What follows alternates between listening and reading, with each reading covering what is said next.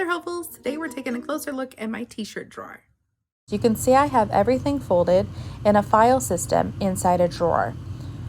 Now I like to use a drawer for my t-shirts because I really enjoy t-shirts, but it also helps me stay focused when organizing a space instead of my stuff. I also only hang most of my work clothes, be it dresses, skirts, nice blouses.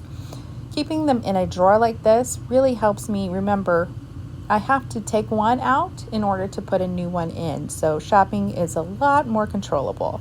Now to get this look, I do use a folding board tool. You can see that I've got the shirt laid image side down. I fold the bottom and sleeves in on itself, and then the board does the rest of the work.